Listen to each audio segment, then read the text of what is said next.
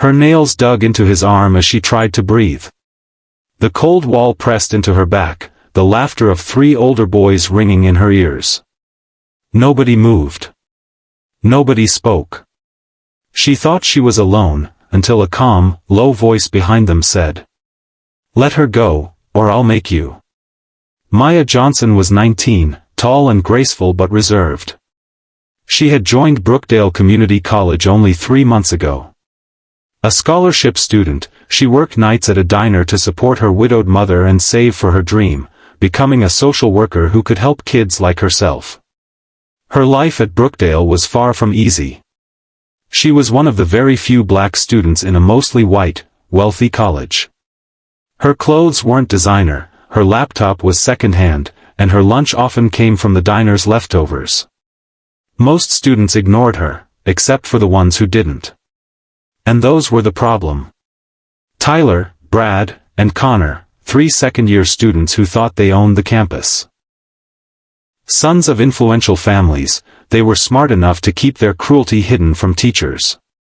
But among students, they ruled by intimidation. They picked their targets carefully, anyone quiet, different, or new. For weeks, Maya had endured them. Brad making jokes about her hair in the cafeteria. Connor accidentally spilling soda on her notes. Tyler blocking her path with a smirk, asking if she was lost. She told herself to ignore them, focus on her studies, keep her head down. But bullies don't stop when you stay silent. They push further. It was a gray Thursday afternoon when Maya made the mistake of walking the side corridor behind the gym, quiet, out of the way, and perfect for people who didn't want to be seen. She had her headphones in, scrolling through her phone, when a shadow fell across her. "Tyler.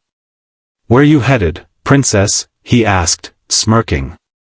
Maya tried to sidestep, but Brad and Connor appeared behind her. Her chest tightened.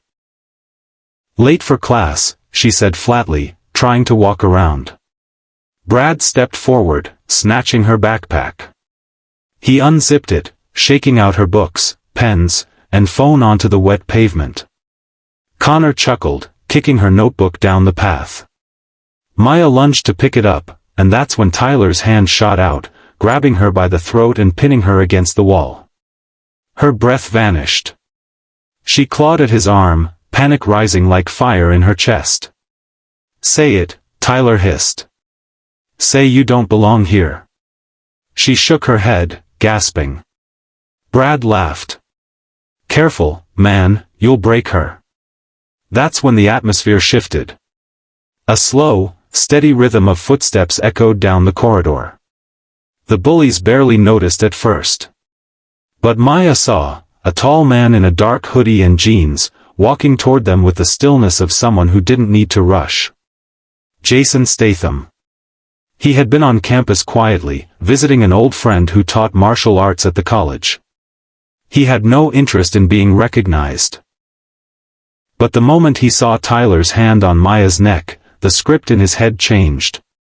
"Let her go," Jason said. The voice was calm but heavy, like a door slamming shut. Tyler turned, frowning. "Who the hell are you?" Jason didn't blink. "The guy who's going to give you one chance to step away before things get ugly." Brad smirked. "You threatening us, old man?" Jason stepped closer, slow, deliberate. His eyes never left Tyler's. Not a threat. A promise. Something in his tone made Connor shuffle back. Tyler's smirk faltered. Slowly, he released Maya, who stumbled forward coughing. Jason caught her with one hand, steadying her. "You all right?" he asked softly. She nodded, tears welling up. Jason turned back to the boys. "3 of you, 1 of her. That's not strength, that's weakness." Brad muttered, "We didn't." Jason cut him off. "I saw everything. Now, you're going to apologize. All of you." Loud enough for her to hear it. One by one, they muttered reluctant apologies. Jason's gaze stayed locked until Tyler finally choked out his own. "Now," Jason said, his voice dropping lower, "you're going to walk away. And you're going to stay away. Because if I hear you've gone near her again," he leaned slightly forward, his eyes like steel, "we'll have a different conversation. And you won't like how it ends." The three backed away, their swagger gone. Jason knelt again beside Maya. "You've been dealing with them a while, haven't you?" She hesitated, then nodded. "I thought if I ignored it, it would stop." Jason shook his head. "Bullies don't stop on their own.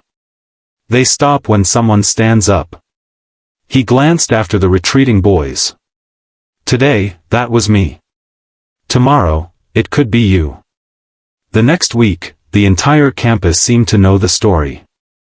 The three avoided Maya completely. More than that, other students, people who had never spoken to her before, began to greet her, sit beside her in class. Something had shifted. And Maya? She started holding her head higher. Her voice grew stronger. Because now she knew, she wasn't powerless. She wasn't alone. Jason left town quietly a few days later, but before he did, he sent her a single message through a mutual contact. "Never forget, you belong anywhere you work hard to be. And if they can't handle that, that's their weakness, not yours."